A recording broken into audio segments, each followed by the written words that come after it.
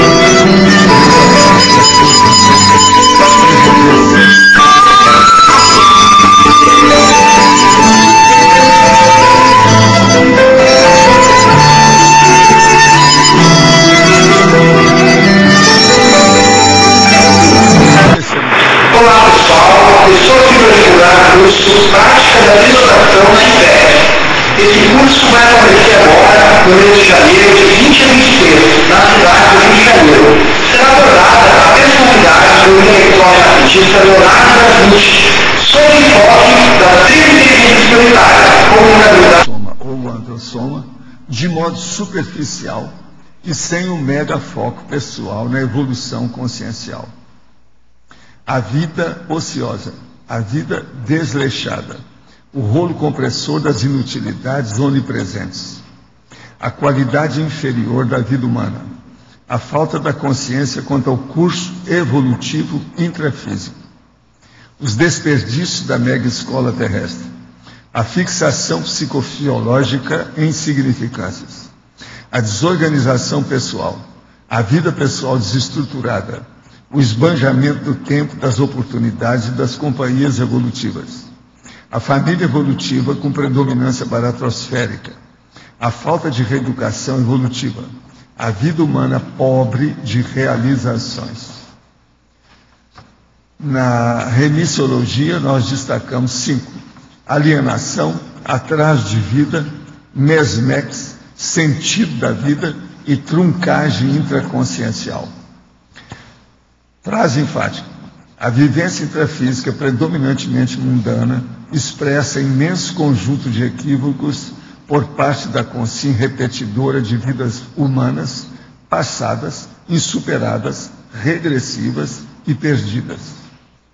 Você exerce profissão em bases mundanas ou multidimensionais? Por quais razões?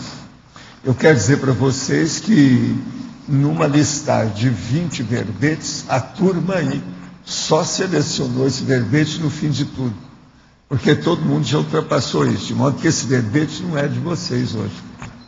É para vocês estudar, para ajudar os assistidos. Por exemplo, com os réus. Isso aí é um verbete para com os réus.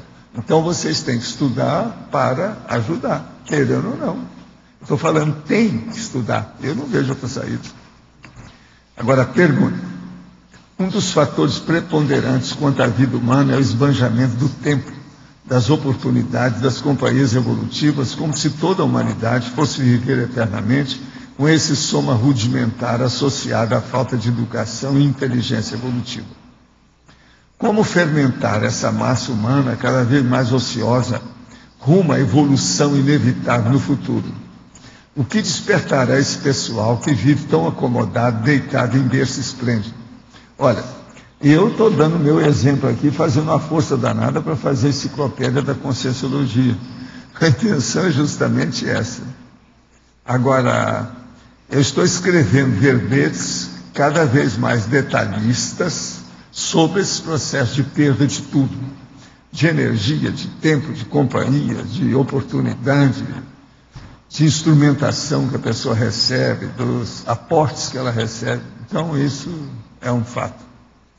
Agora, hoje eu estou escrevendo um verbete que chama omnifrivolização. Isso aí, o nosso amigo escreveu isso, você vai ficar besta de ver esse verbete. Então, eu estou pondo todos os vínculos isso. omnifrivolização. Esse é o nome do verbete. Agora, a pergunta. Há alguns anos me apaixonei e fiquei deslumbrada. A cada dia isso ficava mais forte. Depois de um ano, senti que estava perdendo ele. Então, uma colega de trabalho me ensinou a fazer uma simpatia de amarração. Fiz e lembrei de uma lembrança de vida passada onde fazia magia. Evoquei essa energia quando comecei a fazer e não levei muito a sério. De repente, os instrumentos que utilizava criaram vida. A banana que enrolei com linha preta se transformou no pênis do meu namorado. E em seguida vi meu namorado pedindo para eu não fazer aquilo. Não dei atenção e continuei. Há 2 anos ele me deixou, mas eu continuo gostando dele. Às vezes a falta dele é tão grande que sinto falta de ar. Já procurei várias formas de esquecê-lo. Namorei outro. Fiz tratamentos espirituais. E agora no IPC fiz o curso CIP em um laboratório. O senhor acha que o motivo da demora de eu não esquecer tem a ver com a simpatia que fiz? Não, tem a ver com assédio. Primeiro, o autoassédio seu. Segundo, o heteroassédio.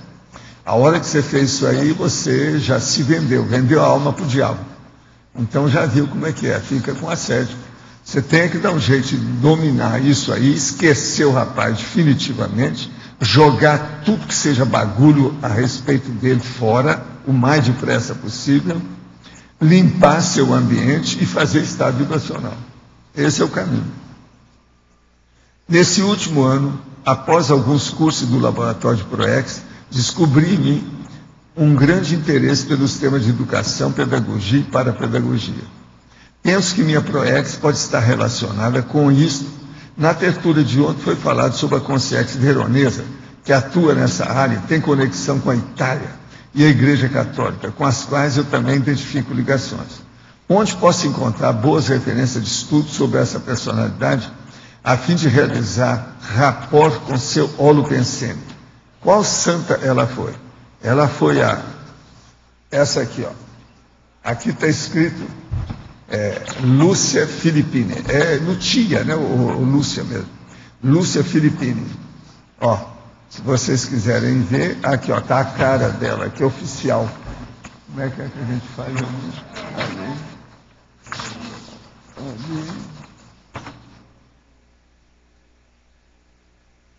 Está muito escuro, tem que pôr isso mais claro. Ali, ó. Tá certo? Isso é que tem na internet, é só procurar. Ela foi uma religiosa italiana, colaboradora de Rosa Venerini, na fundação das primeiras escolas públicas femininas na Itália. É muito importante isso. Maestra P. Venerina e Priese Metresses. Agora, o que se põe? Ela foi beatificada e canonizada há muito tempo. Ela nasceu em 13 de janeiro, que é agora, daqui 6 dias, é o aniversário dela dessa época. Em 1672, em Tarquínia, lá. Agora, o caso todo é o seguinte, isso aqui não adianta muito estar falando nela nessa data também, porque ela teve vida depois dessa. Agora, ela é minha amiga de muito tempo, de modo que a gente teve muita coisa, por isso que ela me ajuda. Agora, o que se passa? É em Corneto Tarquínia, não é proximidade de Roma, foi onde ela nasceu nessa época. Uma família muito honrada e abastada. E ela então se dedicou à educação. Ela é fora de série. Se alguém quiser ver mais alguma coisa, os dados estão aqui. Agora, se você olhar na internet, tem todos os dados aí. Lembra, Lúcia Filippini. Procura assim que você não vai errar. Estou tentando ser uma pessoa melhor dentro da evolução. Confesso que está muito difícil, morando num país como o Brasil. É um senhor. Sou aposentado e vejo a minha aposentadoria ser corroída por um governo corrupto. Com as últimas notícias do Lula, os filhos tendo passaporte diplomático, validado por mais 4 anos, foram passar férias com a família em local somente permitido às forças do Exército, mas foi convidado pelo ministro, então ele pode. Vem alguém do governo e fala que isso não é relevante. Será que a minha sobrevivência também não é relevante? Tento não ter pensamento ruim em relação aos políticos do nosso país, mas minha paciência está no fim. O povo deveria se manifestar, não votar em ninguém, ficar sem pagar por 2 meses, sem canga de imposto a que somos submetidos. Ajude-me. Não quero ter esse pensamento, mas está difícil demais. Qual o conselho para tirar de dentro de mim essa revolta com os nossos governantes? O melhor é você exteriorizar a energia positiva para ver se eles caem em si. É o que eu faço. Desde que a nossa presidente foi eleita, eu lanço energia para a fisionomia dela, sabe, a personalidade, todo dia, para ver se a gente ajuda. Que é uma esperança de ver se muda as bobagens que ficaram aí. O Lula fez muita coisa boa, mas também fez muita coisa ruim. Na fritada dos ovos está difícil de falar se não foi mais ruim do que bom. Está difícil. Agora aqui, eu quero dizer aí para o nosso amigo, o Gustavo Oliveira Vieira, o seguinte, que nós vamos ajudar no seu caso. Agora, tudo indica pelo seu caso, eu confirmo aquilo que eu te falei e digo que você deve ter uma tarefa para cumprir. Pelo seguinte, você nasceu em 76, você é da turma de 70. É cara que teve na Segunda Guerra e nasceu em 70. Entre 25 e 30 anos, geralmente, quando a pessoa aparece por aqui numa nova vida, é que ela tem alguma coisa para cumprir. Você já deve ter desembaraçado isso. De modo que enfrente a situação, vê o que é. Uma outra coisa, quando é assim, não escolha aquilo que seja o mais fácil. Às vezes é o mais difícil, que é o que você tem que fazer. Abra o olho. Tá certo? Eu estou falando para o meu amigo Gustavo Vieira. Não é o rapaz que é meu primo, não. Esse aqui é outra pessoa. De Porto Alegre. Agora, quero dizer para vocês que eu estou aqui com o livro do Dr. Juarez Freitas, nosso professor aí, nosso amigo. Isso aqui é uma antologia. Ele fez a antologia, ele é o organizador, junto com o professor Anderson Teixeira. Direito à Democracia, Ensaios Transdisciplinares. Eu já li até agora só o artigo que ele fez aqui, que é o primeiro deles. Está muito bom o artigo dele, falando sobre a democracia direta, a democracia pura. Agora, ele tem opiniões que às vezes não são tão iguais à do Vasconcelos. Mas isso aqui eu ainda quero ler o resto dos artigos para depois falar alguma coisa mais, inclusive para ele. Agora, tem colaboradores: Cláudio Brandão, Davi Helder, Douglas Fischer, Eduardo Bittar, Emílio Santoro, Farley Ritchio de Oliveira, José Rubens Morato Leite, Matheus Almeida Caetano e Ronaldo Duorquim. Tudo aí sobre o direito à democracia e ensaios disciplinares. O livro está muito bom. O professor Juarez escreve muito bem. O Juarez é aquilo lá, ó. Dá uma focada aí com essa câmera no homem. É ele aí que é o autor aí, o principal aí, o organizador desse livro. Oportunamente eu vou falar mais sobre o assunto dele aqui, com calma, mas eu quero ler o resto dos, sabe? Agora, outra coisa, sobre democracia direta. Isso aqui é a revista Caros Amigos, que é dos esquerdinhas do Brasil, tá certo? Dos esquerdistas. Eu falo esquerdinha, porque tem de tudo aqui nessa revista. Às vezes tem cada bobagem imensa, mas tem coisas às vezes que servem. Então, às vezes tem boas entrevistas. Nessa aqui tem uma entrevista que vale a pena. É do tenente-coronel Otelo Saraiva, aquele da Revolução dos Cravos de Portugal. Ele ajudou a acabar com a ditadura salazarista, lá do Salazar, que durou 48 anos. Eu sofri influência dessa ditadura quando eu fui a Portugal nessa época. Eu e o Chico Xavier. Entende? A gente tinha um amigo que nos defendeu lá na hora. Agora, esse cara aqui foi ele, praticamente o promotor dessa Revolução dos Cravos. E deu certo. E ele agora, comandante da Revolução dos Cravos, defende a democracia direta. Quer dizer, isso é fora de série. Então nós estamos vendo, eu estou falando hoje de duas pessoas aí defendendo a democracia direta. O professor Juarez e o tenente-coronel Otelo Saraiva, de Carvalho. Fora de série. Agora, outra coisa que eu queria falar para vocês também é um livro, que é isso aqui. Eu não tenho nada que ver com isso diretamente, tá certo? Que eu vou falar aqui, eu só vou falar porque foi a Ana Paula Firmato que descobriu isso na internet. É um livro que chama Valdo Vieira. O livro sou eu. Por incrível que pareça, está falando aqui. Está falando em consciência, experiência fora do corpo, Monte Carmelo e Minas Gerais. Agora, foi publicado pelo Beta Script Publishing. São 3 autores. Lambert Sandhorn, Marian Tino e Susan Rensonal. Agora, aqui está falando High Quality Content of Wikipedia Articles. Quer dizer, conteúdo de alta qualidade de artigos da Wikipedia. Tudo foi feito na Wikipedia. O livro tem 76 páginas, foi publicado esse ano, foi impresso nos Estados Unidos, na United Kingdom e na Alemanha.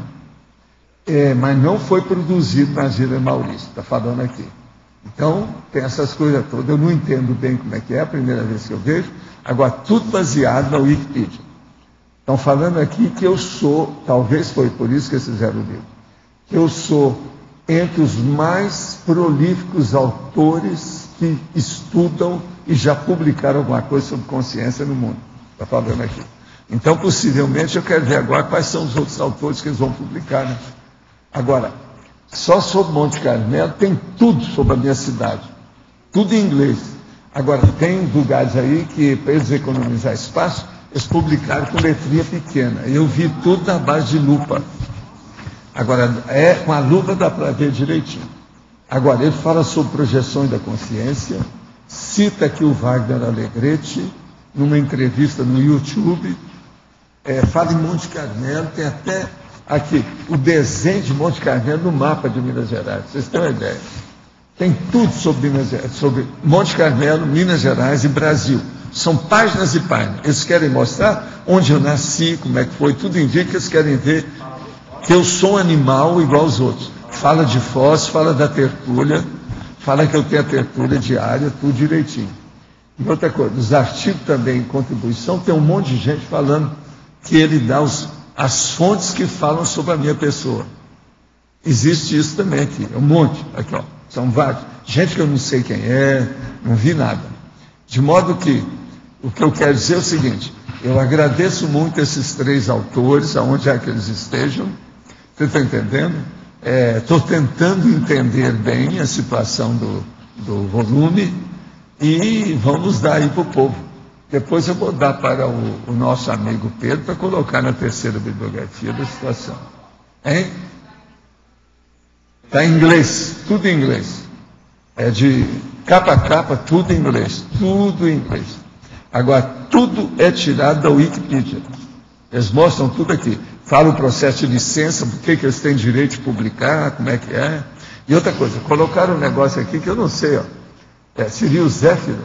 Eu não sei bem. Você está entendendo? Aqui. Eu não sei o que é isso. De modo que, ó, se alguém quiser ver, depois me devolve.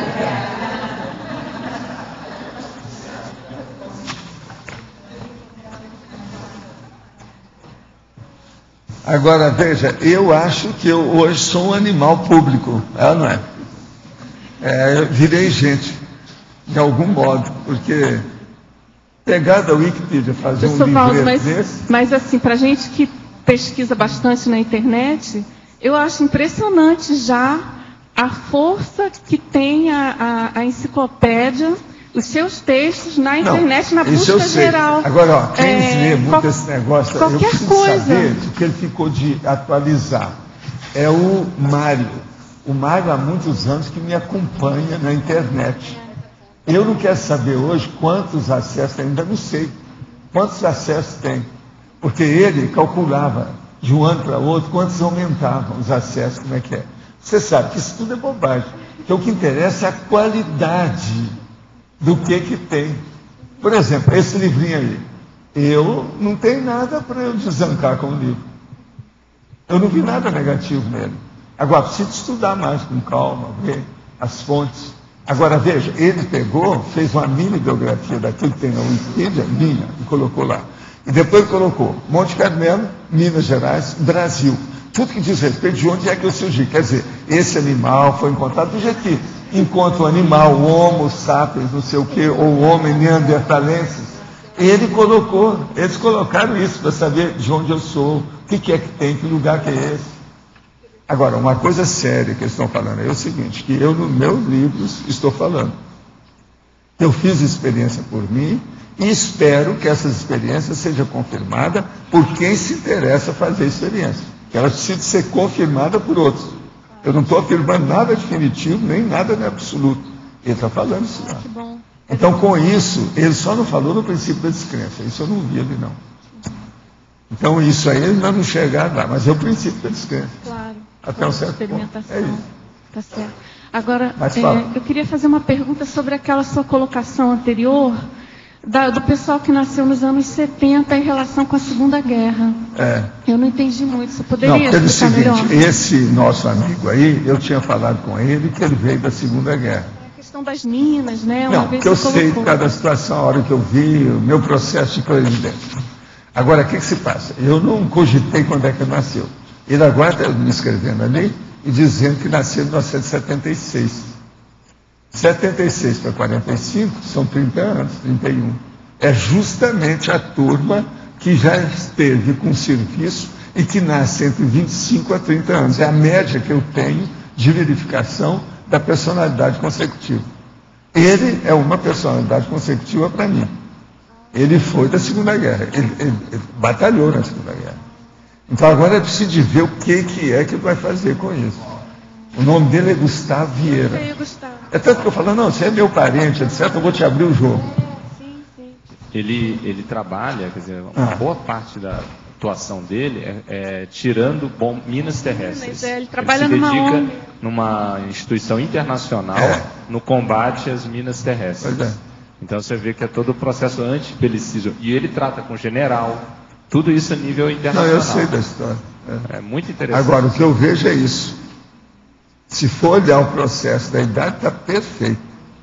Você sabe, existe aquela técnica que eu falei, inclusive daquele nosso amigo que teve aí. Veja bem, mais ou menos 12 a 15 anos é um tipo. Depois outra, 25 a 30 anos é outro. Isso é minha observação já com um universo, vamos dizer, plausível, pertinente. A gente pode admitir alguma coisa com esse universo que eu já estive examinando através de dezenas de anos. Entende? De 25 a 30, né? Ele é justamente nesse. Então ele tem um serviço sério. Você está entendendo? Agora, você vai olhar que tem vários dos que eu conheço aqui, dessa turma que eu falo, de personalidades, que são desses. Quando o negócio é recente. Esses aí são os dois recentes. Por exemplo, a minha mãe. O processo dela ressomar, eu sabia que ela ia ressomar dentro do processo dela, entre os 25 e 30. Perfeito. Agora, eu falei isso antes. E tudo deu certo. Então, agora, porque eles tem aí algum processo de padrão nessa história. Né? Entendendo?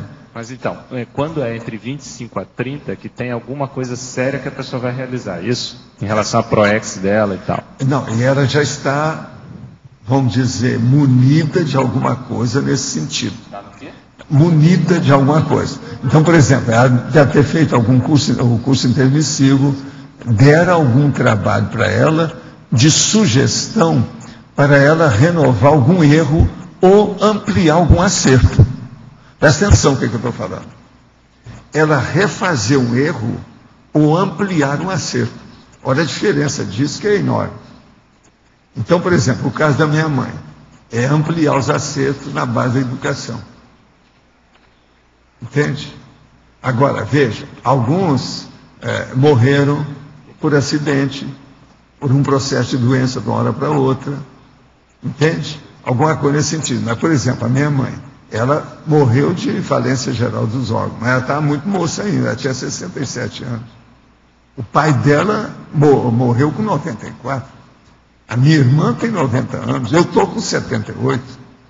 Você está entendendo? Então, veja, houve alguma falência do processo, mas ela teve vários filhos, uma vida que ela se dedicou muito. Agora, veja, ela já está ressomada. Agora, faz o cálculo. Ela renasceu na década de 90. Ela ressomou em 67. Presta atenção. Está justo em cima. Agora, ó, na década de 90 para cá, ela hoje deve ser uma mocinha. Pelo meu cálculo. Está aí uns 15 anos, um pouco mais. Agora, pouco por mais. exemplo, se eu fosse lá na Finlândia e fosse olhar a população inteira, ficar em fila e olhar um por um, eu descobriria quem é. Mas é que é impossível você fazer isso com todo mundo. Não dá. Lá tem alguns milhões, não dá certo. E lá é difícil. O processo da pessoa, o estrangeiro, lá não é bem visto, não. Agora, de qualquer forma, a família que ela renasceu tem também a ver com você, né? Tem. Você, pela afinidade, não é só ela, né? Não, agora o que eu vejo é que com o passar do tempo vai haver contato com o processo do EM, né?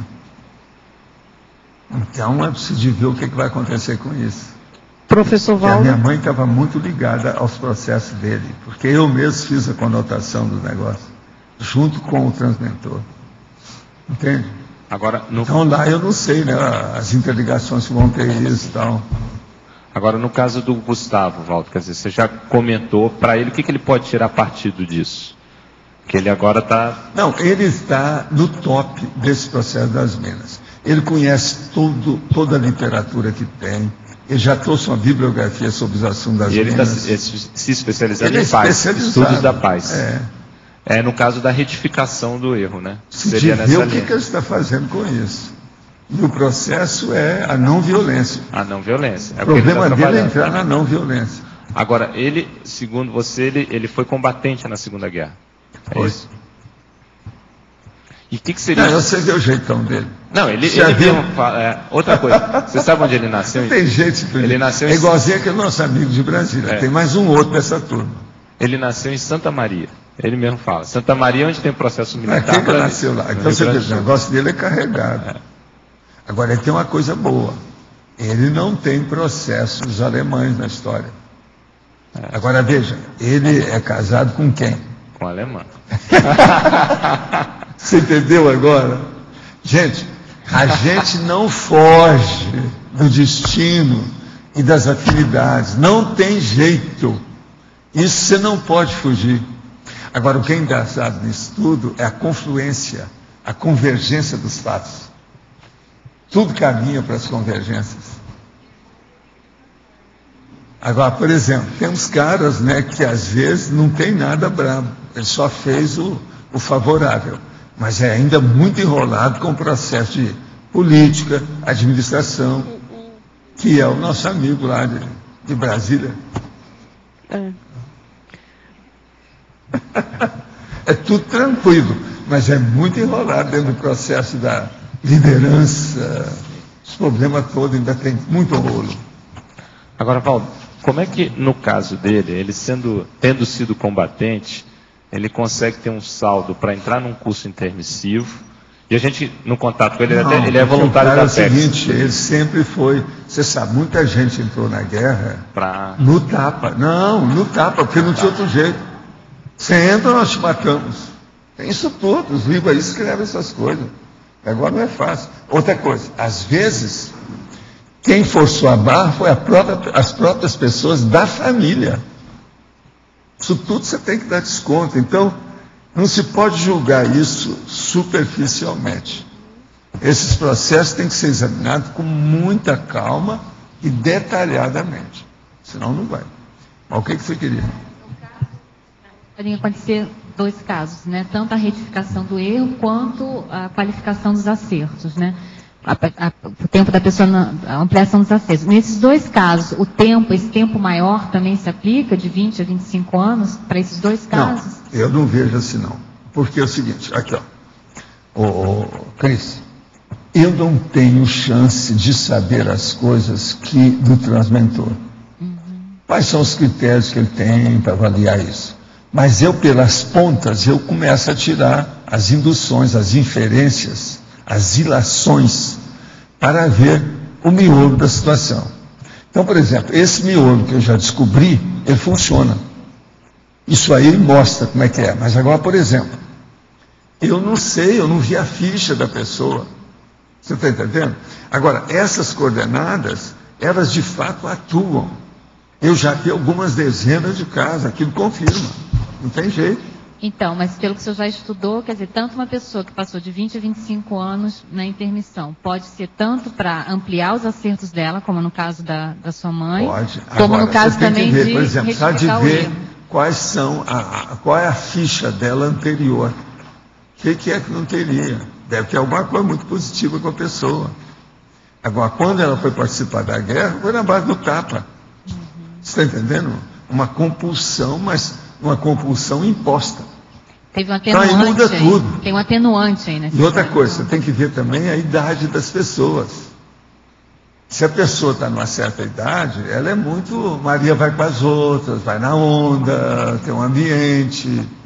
Tem esses atenuantes todos que tem que levar. Outra coisa, de que a pessoa morreu? Ela foi vítima. Ela foi vítima, às vezes, um negócio seríssimo, alguma coisa brava lá no meio da opção de coisa. E outra coisa, atenuantes, pensa nisso. Tem uma coisa que meu pai comentava. Agora, que... ele, de qualquer maneira, é um negócio muito forte, que ele cuida de minas Isso que eu ia subterrâneas. falar. Não tem relação isso? Não deve ter O negócio morrido... é fortíssimo. E ele é muito consciente do que ele muito faz. consciente, e muito competente também. Só uma curiosidade, no Zero Hora, há algum tempo atrás, pouco tempo, saiu uma matéria, as 5 pessoas de Porto Alegre que você não pode deixar de conhecer. E ele era uma dessas, na Zero Hora. Foi mesmo? Para ver o destaque do trabalho dele. Só uma observação aside, quer dizer, adventícia. A irmã dele, a senhora dele, é irmã de quem? O marido da irmã dele. O que tem que ver comigo e como é que é a situação? E base alemã também tem. Você entendeu? Meu processo no alemão. Presta atenção. O marido da irmã, praticamente criado comigo, lá em casa. Como se fosse um filho adotivo. Presta atenção. Durante quanto tempo? A turma toda aqui é um dos que mais tiveram contato. Mas até de homem foi o que teve mais contato comigo. Então, como é que você explica? Eu estou tentando melhorar meu povo de Frankfurt. Entendeu, nossa amiga? Eu não tenho mais, tá? Estou tentando melhorar minha turma de Frankfurt. Que é Langen, que é lá perto. Está distraído. Não, aí você tem que falar inglês ou alemão. Então, isso que eu estou falando, sem tradutor. Sprite Deutsch. Senão não vai não. Deutsch ou inglês. Muito interessante. Você entendeu, né? E ele ainda tem um sobrenome também que bate com o seu. Não, pois é. Pega uma opção de situações. Agora, os afins se atraem. Agora, ele nascer, por exemplo, daquele lugar. Isso é impressionante. É impressionante. Outra coisa, falam para Eu ele... não, eu sou de Monte Carmelo, porque não tem nada. É onde Jesus Cristo descansou. É o Monte Carmelo. É totalmente diferente. Mas tem muita bobagem, né? O negócio lá também tem. Agora, falam para ele, e ele também vê isso assim, você olha para ele, tem cara de militar, né? Tem. Totalmente cara de militar. Não, é interessante. É a personalidade. Não tem saída. É mais de militar do que de advogado. Já eu tenho gente militar? Pois é. Beleza. O problema é todo ele. Arrieiras e vieiras. Você está entendendo o que é? Não, isso aí é outra coisa. O problema é o seguinte: mas. Você está entendendo? O pior do mache é rastejar. Para passar debaixo da cerca. Eu sempre falo isso, porque nós fazíamos isso no tiro de guerra. E o sargento põe o povo fazer mache. Eu então, companhia, você... Então, por exemplo, você também foi obrigado, né? Seria mais ou menos a condição que você estava falando dele lá, né? Você teve que fazer Não, lá era obrigado. o ano militar e tudo. você tem que ver que só a pré-militar foram muitos anos que eu participei. Agora, eu que organizava aquilo tudo, era obrigado, que é depois da guerra. Presta atenção. Eu fui fazer o exame de admissão ao ginásio em novembro de 44. A guerra acabou em abril, maio, junho de 45. Você está entendendo? Estava tudo enrolado. A situação não tinha outro jeito. Agora veja, em 1944 eu tinha 12 anos. Eu comecei a trabalhar lá com 13 anos. Recebi a minha carteira de serviço de trabalho aos 16, oficialmente. Eu já vinha trabalhando há 3 anos, sem ganhar nada. Agora, isso foi bacana, porque eu estava pagando meus estudos e já recebi alguma coisa. Quer dizer que o meu serviço estava valendo. Entende? Agora, eu era alto, o povo às vezes me tomava até por uma pessoa mais de idade e tal. Aquele negócio me ajudou muito. E outra coisa, às vezes punha paletó, né? E outra coisa, o paletó que a gente usava naquela coisa tinha ombreira. Isso aí, então... Dava mais. Você está entendendo? Eu tinha presença com o negócio. O que você queria? Porque meu pai comentou que no lugar onde ele morava, como era muito isolado, as pessoas fugiam para o mato. Para poder fugir do exército. O negócio é o seguinte, na guerra, era isso mesmo? Ou eu mato ou morro. Não, aqui essa mesmo no Brasil, para não servir... Eu mato ou morro, quer dizer, ou eu fujo para o mato, ou senão eu morro. Então... Para não, então não servir, é para o mato ou para o morro. Tem que fugir. Para não prestar esses serviços todos, o quanto podia, algumas pessoas se escondiam, né? Nas propriedades, no interior. Agora, a guerra no Brasil, eles achavam que aquilo ainda ia continuar muito. Que a febre estava na Itália.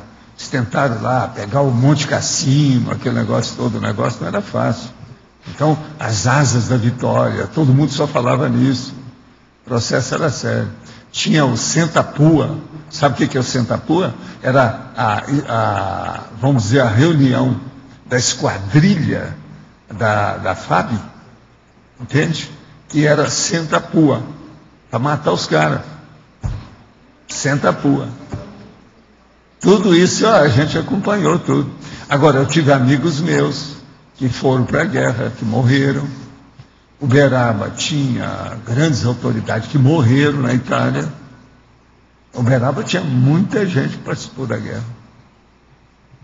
Agora, o Benedito, que era o meu maior amigo, ele chegou a ser chamado e foi para Juiz de Fora, já estava pegando para entrar no contingente. Era aqueles contingentes, na hora que a guerra acabou. Voltou de farda. Você está entendendo tudo? O Benedito. Professor Valdo. Escapou assim, na hora. Eu ia fazer uma pergunta para você sobre o curso intermissivo, PROEX, e quais seriam os critérios no nosso caso, para o senhor ampliar, né? Quais seriam os critérios no nosso caso de avaliar, fazer autoavaliação, para ver em que condições nós estamos? Mais para acerto ou mais para qualificação, corrigir os erros? Ampliar os acertos, no caso. Eu vejo que aí você tem que pegar o consensograma. Eu não vejo outra saída nisso, não. É o jeito, é o consensograma. Agora, coloca no consensograma as pessoas que você acha que têm o curso intermissivo e avalia umas pelas outras. Às vezes pode ajudar. Entendi. Sem falar nome de ninguém. Sim. Avalia umas pelas outras, que aí você vai caracterizar o nível do curso intermissivo pelos intermissivistas. É uma saída. Às vezes dá certo. Uhum. Agora aqui. No Evangelho segundo o Espiritismo, Kardec, capítulo 5, da Concierge François de Geneve. Sabeis por que uma vaga tristeza se apodera de vossos corações? É o vosso espírito que aspira à felicidade e à liberdade, mas ligado ao corpo que lhe serve de prisão, se cansa em vãos esforços para escapar e cai no desânimo. Isso aqui é que é a síndrome do estrangeiro. Poderia comentar a frase acima no contexto do verbete de hoje, vida mundana? Sim, tem muita gente que entra nessa. Agora, existe também a turma da síndrome do estrangeiro. Agora, a vida mundana são as pessoas que se deixam enrolar pela vida mais uma vez. Elas já perderam muito tempo com isso e vêm perder tempo de novo. De modo que é uma repetição. Nós chamamos isso de mesmex. É preciso a pessoa fazer força para superar o processo. E isso tem que ser cortado mal pela raiz. Por isso que o ideal é começar a trabalhar com essas pessoas na adolescência. É daí que tem a Sindex. Ontem me predispus a participar da mega euforização, trabalhando as minhas ECs. Na primeira mega euforização, senti como se mexesse na minha garganta. Eu havia acordado com dor de garganta nesse dia. Senti também como uma atração do meu lado direito. Foi como se me puxasse para o lado direito. Durante os depoimentos dos participantes, vi que o primeiro participante também fez um comentário sobre ser puxado para o lado direito. Foi. O professor poderia dizer alguma coisa sobre? Senti também um pequeno formigamento do tórax do lado direito. Já ocorreu outras vezes, mas ainda não consegui identificar essa sinalética. Não, o problema todo é o seguinte, como é que está a sua garganta? Melhorou? Que aí é o laringo chakra. Se eles ajudarem, às vezes o processo é esse. Agora, o problema de direitos, tudo aí, é por causa de ectoplasmia. Tem gente que às vezes passa por uma cirurgia invisível. Eu mesmo, essa semana, tive um caso que a pessoa teve uma cirurgia invisível aqui. E melhorou.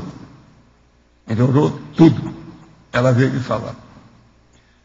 Não mais penso em suicídio. Sinto que estou encontrando o meu lugar. Fiz o curso de introdução à ProEx e estou buscando relembrar qual é a minha ProEx para cumpri-la. Gostaria de esclarecer uma dúvida.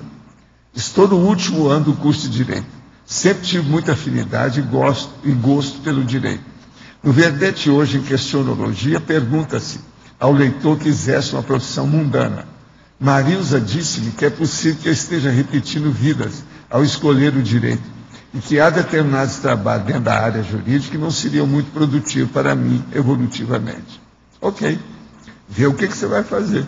No direito tem muita coisa boa que você pode ajudar os outros. Vale a pena. Agora, a outra pergunta. Da mesma pessoa. É possível trabalhar com alguma área de direito sem trazer para mim malefício em termos evolutivos, uma vez que o direito atua de modo a forçar alguém a ter um tipo de atitude? Não. Direito não é isso. Direito, ele recomenda as coisas corretas, cosmoéticas, evolutivas, mas não força a barra, não. Pelo contrário. Isso seria um dolo, seria uma ilicitude. Isso não se faz. Agora, no direito, você encontra muita coisa que você pode ajudar os outros. Examina bem qual é as suas tendências, a sua índole, qual é o seu megatrafor mais adequado para o processo. O senhor comentou que esse verbete não é para nós. Podemos considerar que na fase do porão consciencial vivemos uma vida mundana? Ou não tem nada a ver? Não, você tem toda a razão. Tem muita gente que entra no porão consciencial em que fica com uma vida mundana assim, e às vezes aquele permanece durante muito tempo. E isso é preciso a pessoa sanar durante o período da preparação, que vai até os 35 anos de idade. Eu, desde que comecei a estudar conscienciologia, passei a me organizar mais, trabalhar o EV, não pensar mal dos outros, e direcionar minha vida e reciclar amizades. No entanto, me sinto cada vez mais cercado de conselhos por todo lado. Sim, cada pessoa busca as afinidades que tem, né? Todos os meus empreendimentos têm dado errado por conta dos outros. Trabalho em casa com prestação de serviço, ilustração. De uns tempos para cá tem acontecido muita coisa estranha. Os clientes não me pagam em dia, me dão calotes. Tem dificuldade para arranjar novos clientes. As pessoas passaram a me criticar mais e pessoas com problema me procuram o tempo todo. O que está havendo? Assédio? Não. Estão querendo é que você ajude. Vamos fazer assistência. Estão te recomendando, te aliciando para assistência. Vamos trabalhar com isso. É um serviço, né, a ser feito. É uma saída. Não desanima, não. Vai em frente. Agora, usa o estado vibracional mais. Você está precisando disso. Seria bom. É importante.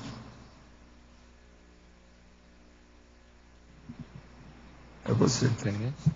Eu queria retomar um pouquinho a pergunta lá da Beth, no sentido da retificação do erro, ampliação do acerto, né? Eu queria voltar na questão da Beth sobre a questão da retificação do erro, ampliação do acerto que você falou, da pessoa que vem. Isso, obviamente, está relacionado à ProEx. A gente pode ter, além de uma aplicação do conscienciograma e tal, alguns indicadores para saber se a pessoa ela está predominantemente na retificação ou na ampliação do acerto? Pode. O que Pelo serviria? estado de bem-estar dela. Não, olha o processo de bem-estar, de conforto que ela vive. As reações que ela tem são favoráveis a ela se dá bem. Entende? Ante as reações, como é que ela reage? Por aí você vê a condição da pessoa. Quando a pessoa está bem entrosada e qualificada dentro da realização da programação existencial, ela sente aquilo com muita motivação. Ela tem muita animação, ela tem bom ânimo com o processo. Então veja esse nível de bom ânimo perante a vida. Não, mas isso da pessoa que está realizando a sua ProEx, independente se é da retificação do erro. Não, mas veja, mesmo aquela pessoa que não sabe o que é ProEx, ela está realizando uma ela ProEx. está realizando. Agora, mesmo inconsciente, Sim. mesmo por ignorância. Não, então, mas e quando ela está convergente com aquilo que ela planejou? Pois é. Mas uma pessoa que está retificando o erro recente, tá, né, dentro desses 30 anos, está retificando o erro recente, ela também não teria uma sensação de satisfação porque ela está realizando aquilo? Ela está sendo vitoriosa. É ver se ela está realizando alguma coisa útil e ela se sente bem. E ela está com a corda toda, com vento em popa. Você está entendendo?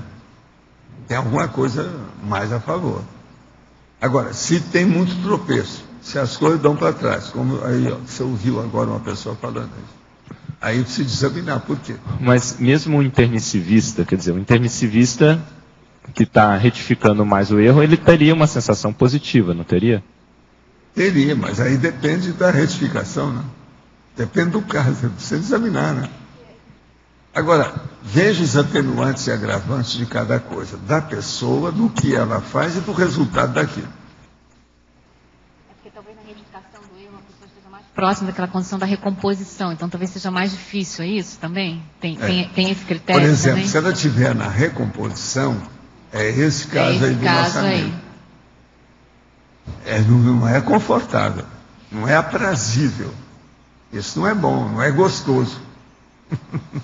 Entendeu? A gente tem que pensar. É muita frustração. Então, agora, outra coisa muito séria é isso que eu estou falando, por exemplo, uma pessoa aí com essa totalmente assim desorganizada. Isso é óbvio, fica muito evidente, você vê logo. Então é outro extremo negativo. A pessoa logo vai ver se isso aí não dá certo. Tem que pensar bem como é que é.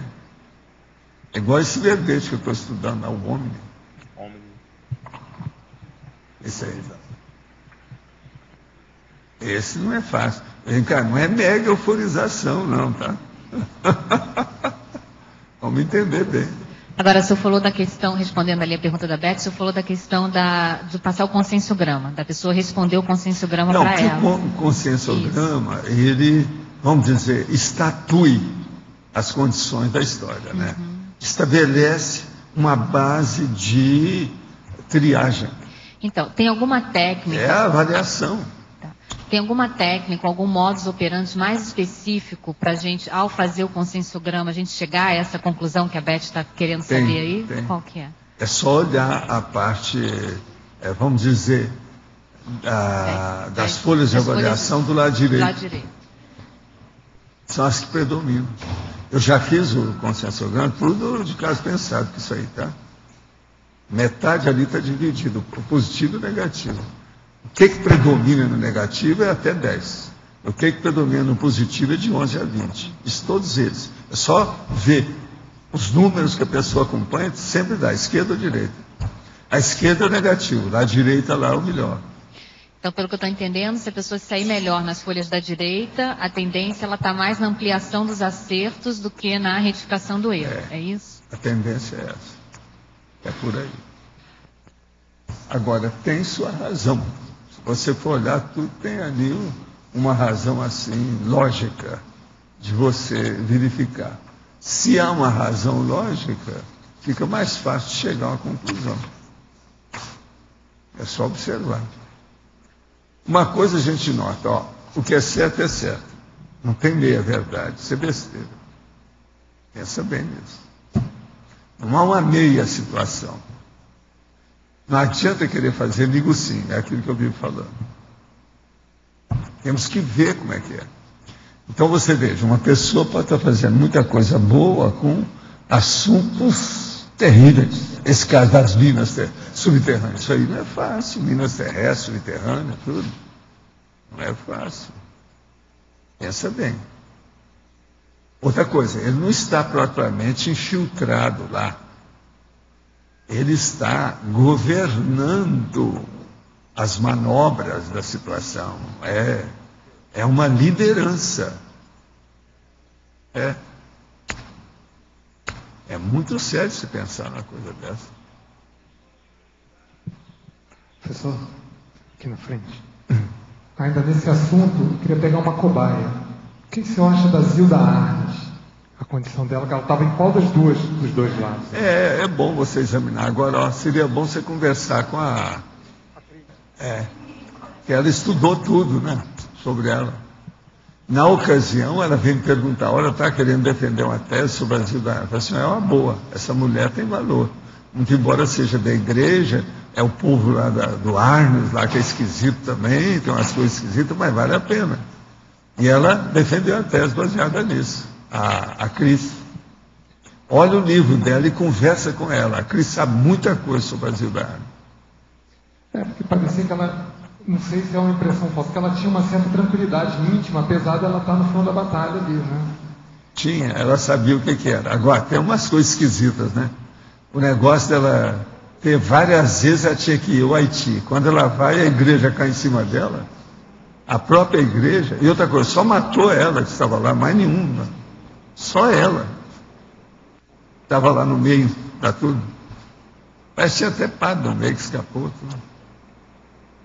Quer dizer, ela foi pinçada, né, no processo. Tudo tem sua razão. Agora, aí é o passado. Né? Uma dessoma dessa assim, trágica, dentro dessa qualificação, isso evidencia um passado bravo.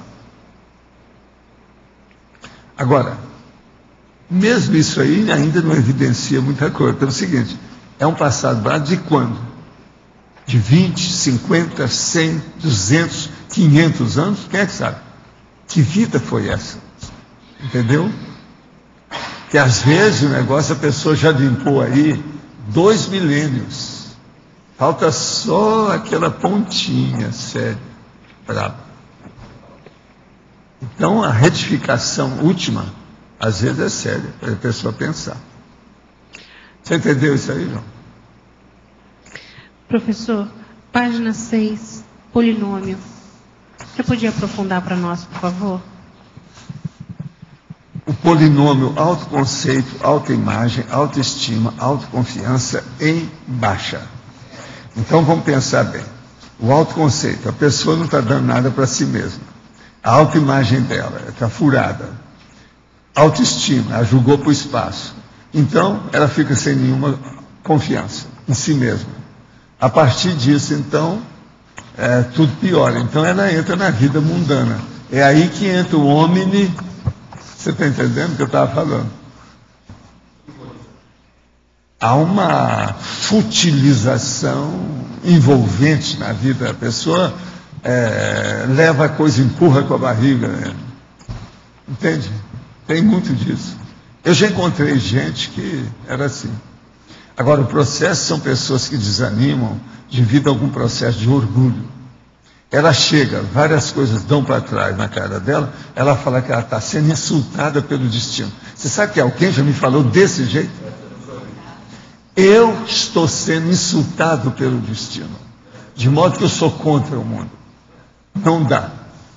Quer dizer, você quer coisa pior do que isso? Não, hoje eu estava pensando nisso, lembrei da pessoa que me falou isso, era um homem. Sério isso, esse estava dando patada até no escuro. O negócio era seríssimo. Oswaldo, voltando à conversa anterior, você falou a pessoa vai limpando os erros do passado e sempre fica aquela pontinha mais grave, você falou. A minha pergunta é assim, a gente que fez curso intermissivo tem ainda essas pontinhas tão graves? Tem. E outra coisa, presta atenção. Só para você raciocinar. Vamos ver aí o percentual de expressão dos erros. Quando você já caminhou muito e hoje você está acertando em tudo e deixou alguma coisa obscura lá atrás, aquilo que é uma pontinha fica o tamanho de uma montanha. Por quê? Já não existe mais nada naquele nível. Então, na hora que você vai trabalhar, ainda tem uma coisa em você. Isso aí, às vezes, cria um problemão.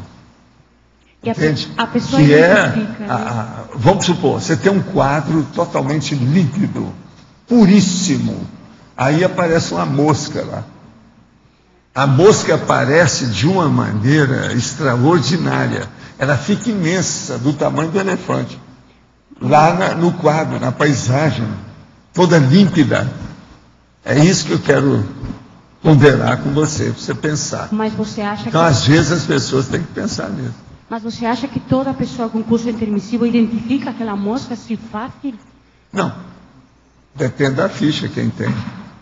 Por exemplo, eu sabendo dessas coisas todas que eu vi falando para vocês, que eu estou estudando aí faz mais de 60 anos. Se eu cometer um erro desses óbvios, grosseiros, crassos, esse erro meu é 10, 20, 30 vezes maior do que o comum de qualquer outra pessoa que não tem isso, que não tem esse conhecimento. Você entendeu o que é a responsabilidade? Aí é que vem o processo do agravante. Um erro meu nunca é pequeno hoje.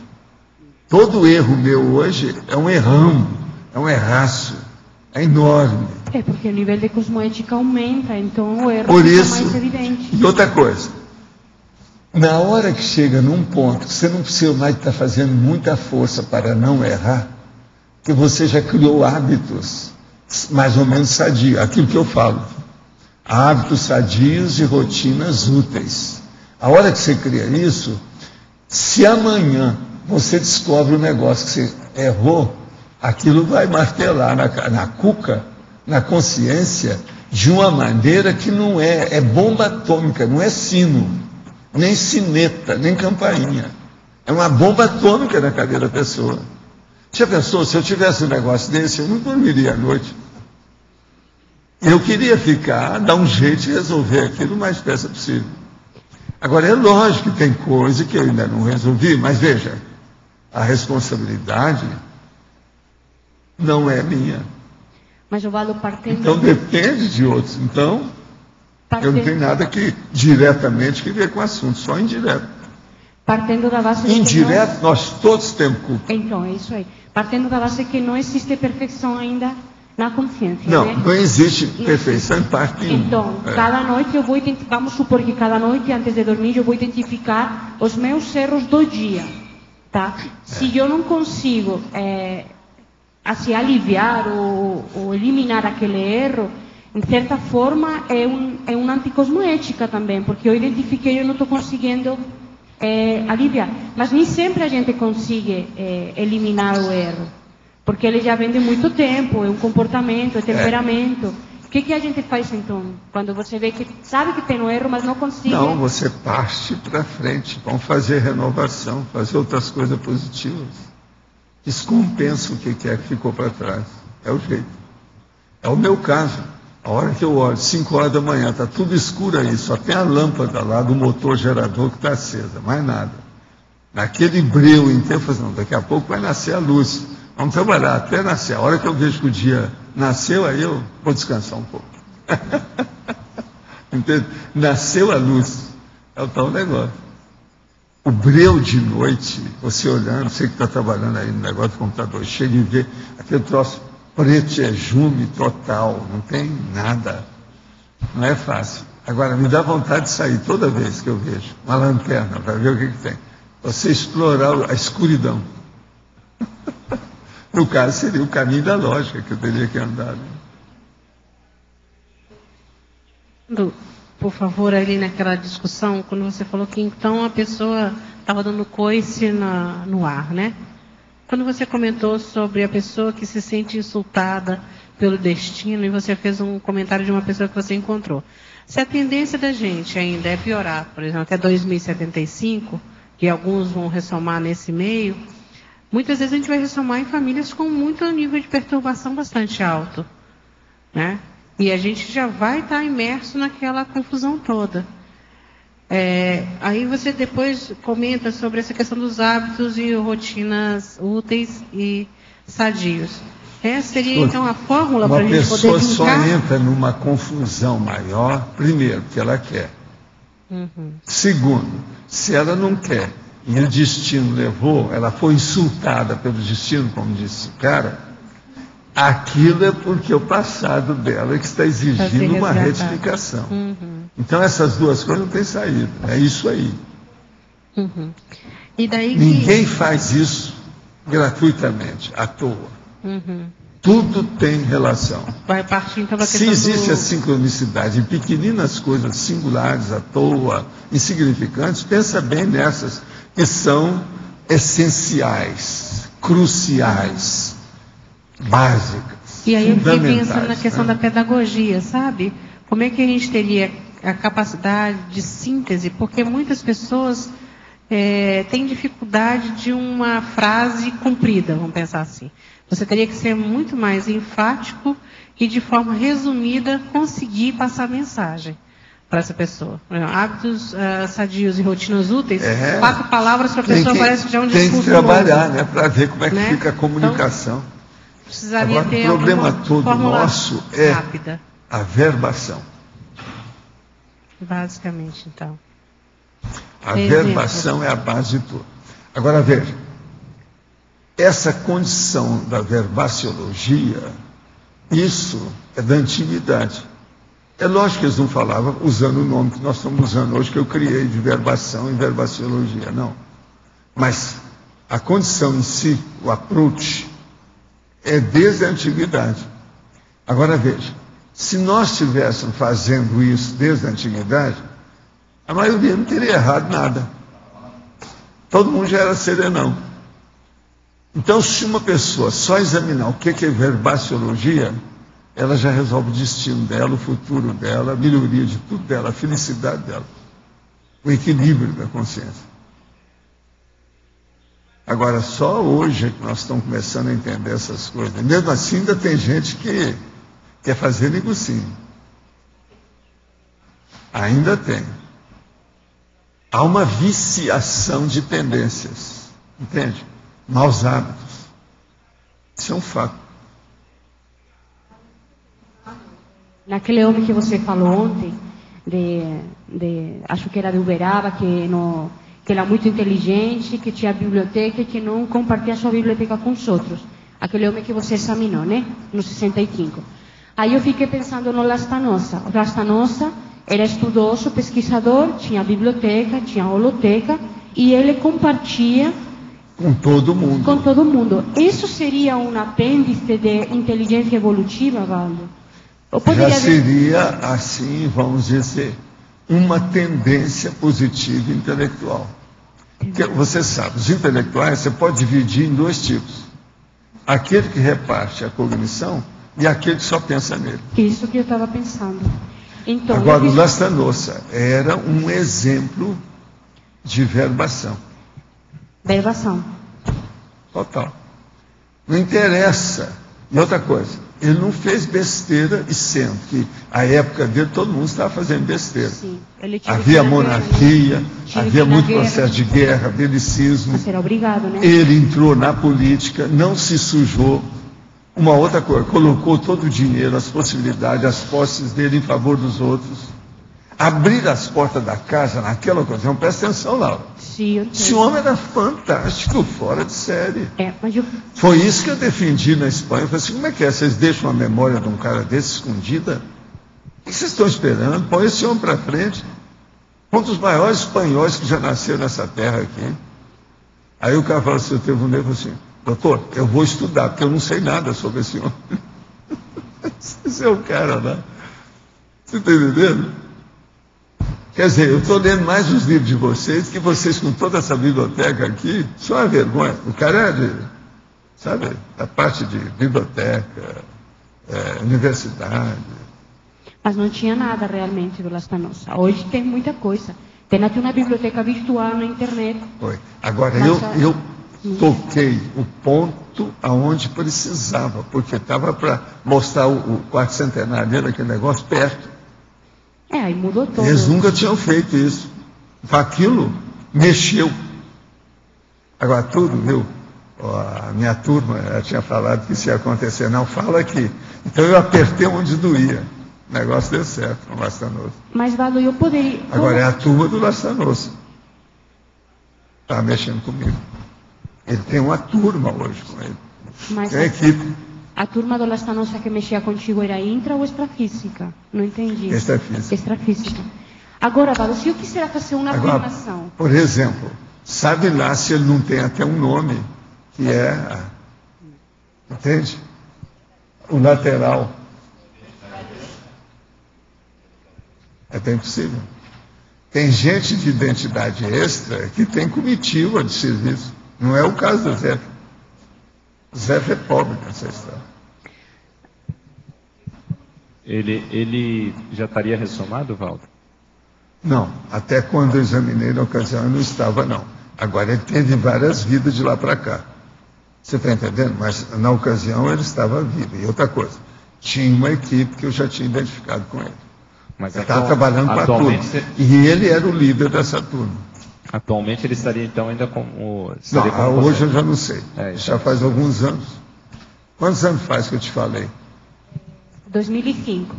5? 5 anos. Faz 3 anos, então, que eu estou por fora. Não, mas você falou... Com 3 anos, tudo pode ter acontecido, né? Um cara renasce com 9 meses. Só quero lembrar mas você. Às vezes, viu? Mais ou menos um ano atrás, você falou que tinha identificado que ele estava trabalhando com parapsiquismo no extrafísico. Não, eu sei, mas eu não cheguei a ver mais o homem. Que ele estava... Não, olha, ele falou que era consciente. Teve depois disso, um lugar que eu fui que tinha um negócio dele. Foi lá no... Foi lá na... Não. Foi lá no shopping. Teve um negócio do Lastanoso. Agora, o que se passa? Eu não vi ele lá, não. Não vi o Lastanoso. Isso foi mais recente, foi depois de 2007. Quando eu comecei a pesquisar o Lastanoso, eu comecei a pesquisar a biografia, né? Mas eu agora, hoje, eu não estou mais pesquisando a biografia, estou mais pesquisando as redes que ele tinha com outros países, com outros eruditos, né? E assim, eu busco a forma, eu queria afirmar que ele tinha inteligência evolutiva, mas eu não sei como... Não, ele tinha os primórdios da inteligência evolutiva, mas ele não chegou a registrar as coisas maiores, porque senão ele teria feito mais. Porque ele começou a ver o negócio das tecas. Sim. Ele começou a puxar você está entendendo? O fio, sabe? O fio da meada. Mas você falou que o maior erro do Lastanoso poderia ter sido não escrever um livro sobre tecas. Que ele não pensou em isso. Eu te falei isso. Ele não pensou, ele não chegou a ver como isso era importante na ocasião. Agora veja, o acerto dele maior foi fazer um acervo de tecas. Entende? Então a holoteca que ele conseguiu criar, você pode falar, elementar, rudimentar, seja o que for, primitiva, primária, foi fora de série, para a época. E outra coisa, por que que um cara na Espanha fez isso? Por que na Inglaterra, na mesma ocasião, não tinha gente para fazer uma coisa dessa? Tinha na Suíça. Com toda a força da Inglaterra. Tinha o Royal Society, as coisas. Hein? Não, por quê? Eu te pergunto. O homem era fora de série. Aí é ele mesmo. Ele se destacou. Suplantou a metodologia. Agora veja, a Inglaterra que é a enciclopédia, o dicionário Oxford, aquela coisa toda, a enciclopédia britânica. Tem que ver isso tudo. Agora, analisa a personalidade, viu, Laura? Talvez você ainda não tenha feito isso. A personalidade dele em relação aos contemporâneos dos outros países. Isso que eu estou fazendo, Val. Por exemplo, o processo, por exemplo, como é o problema da Renascença, o Iluminismo, a enciclopédia, em relação àquela época. O que já existia, os primórdios, ou aquilo que já aconteceu depois. Agora... E ver aonde que é que pinta. Você pinça o Lastanoso aonde? no Renascimento. Nos colégios Nisso aí científicos. ele era fora de série. Eu acho que ele Agora, também, eu vi isso muito cedo. acho que ele também tinha relação com os colégios invisíveis. Agora, você sabe que eu vi os processos do Lastanossa por uma indicação de dicionário. Né? É a enciclopédia francesa. Você me falou. Não foi Muito essa? ouvi. Só uma chamadinha. Não, porque o processo é que eles falaram, leia esse dicionário. Esse é o enumerador. Mas não foi a leia enciclopédia? esse dicionário. Eu comecei a ler o dicionário. Quando eu cheguei, eu falei assim, olha, isso aqui é muito importante. Eu falei assim, é. Ele falou, é. Mas foi aquela enciclopédia? Aí eu comecei a destrinchar o negócio. Esse dicionário é a enciclopédia francesa que você me indicou para olhar ou não é outro? Não, teve um deles aí que a gente viu. Agora, Antigo. Valdo, fazendo um exercício de simulação de evoluciólogo, né? No caso do Lastanossa, se a gente fosse pensar numa próxima vida dele, dando continuidade, ProEx, a tendência dele seria a ampliação desse acerto, né? No sentido que ele fez. Depende. Ele tinha porque muito o erro. processo dele, ele tinha muito contato com o processo político. E outra coisa, ele anda com equipe. Então ele deve ter um problema muito sério de governança, de liderança, algum processo assim mais democrático de liderança. Então isso aí talvez seja até uma parte que ele está preso, né? Dentro do problema. Isso é muito sério. Ele não é pessoa, um soldado sozinho numa guerra. Ele é pessoa de equipe. Então isso aí sempre me chamou a atenção, isso aí dele. Só se a gente faz essa contagem das pessoas que compunham a Outra tertúlia. coisa, desse meu povo aí que a gente trabalha muito, não tem tanta gente assim da Espanha. Esse salientou muito perante todas as figuras que aconteceram comigo nessa vida. Entendeu? Então, a outra pergunta que eu ia fazer é isso. O Zéfiro chegou a ajudá-lo de alguma forma na época? Eu falei isso para você na ocasião. Falei assim, não, esse aí é meu chapa. Tinha umas coisas dele. Agora, o problema que o Zéfiro ajudou, é difícil de explicar isso para vocês. Ai, mas tem cavalo. Dentro e fora. Dentro e fora. O negócio já vinha de trás. Está entendendo? Ajudou tanto o ressomado quanto depois extrafisicamente? Ele sabe disso, tudo. É amigão. Mas Valdo, Eu falei desde o início, falei assim, esse é meu amigo. Eu falei para você desde o início. Né? Mas o que eu não entendi, se você pode falar, né? Mas você intrafisicamente conviveu com ele quando ele era Corsim? Não, nós tivemos coisas em vidas anteriores. Ai, não, mas não quando ele era Lastanossa, hein? Não. Agora, ele somou quando mesmo? Foi 1651. Pois é. E 81, perdão. E 81. Nessa época, quando ele morreu, eu estava vindo. Eu já estava lá. Agora, veja, eu morri mais cedo. Não, eu morri mais cedo que ele. E outra coisa, ele dessomou com 74 anos. Para a época, um homem viver até essa idade era uma coisa totalmente inabitual. E ele não casou depois de morrer a mulher Agora, dele. uma também. coisa que ajudou muito a ele é que era um cara que tinha abordagens universalistas. Ele tinha cosmovisão das coisas. Ninguém faz aquilo que ele fez sem cosmovisão. E o processo cultural também, né, Valdo? Você sempre destacou para mim, né? Agora, um negócio que ele errou, eu te falei isso na ocasião. Ele devia ter saído um pouco de lá. Ele era muito ainda interiorota dentro das coisas políticas dele. Mas ele saiu, não saiu, Valdo? Não, eu estou falando sair, para sair mesmo, com serviço, coisa mais ampla. Ai, mas Na época, ele teve dificuldade com isso. Tenho 24 anos e estou gostando muito da conscienciologia em virtude do olhar objetivo e científico que ela dá à multiexistencialidade. Pois já estava cansado daquela visão eclesiástica, romântica e sobrenatural comum nas religiões e filosofias por aí. Afinal, se quando desencarnarmos, ou desencarnamos, nossa consciência continua isso que tem tem que ser vista de uma forma natural, normal, digno de estudo sério, e não de forma sobrenatural e doutrinária. Estou com dificuldade em saber por onde começar o estudo da Conscienciologia. Há uma linha lógica de estudo, eu posso começar por qualquer livro. Estou ávido por resposta. Olha, você deve ler o Nossa Evolução. Depois, pelas coisas que eu estou vendo aqui, seria bom você pegar o Conscienciograma. Agora, depois você vai pegar o Homo Sapiens Reurbanizatus, que você vai se encontrar lá dentro. O senhor poderia falar sobre basear-se multidimensionalmente na profissão?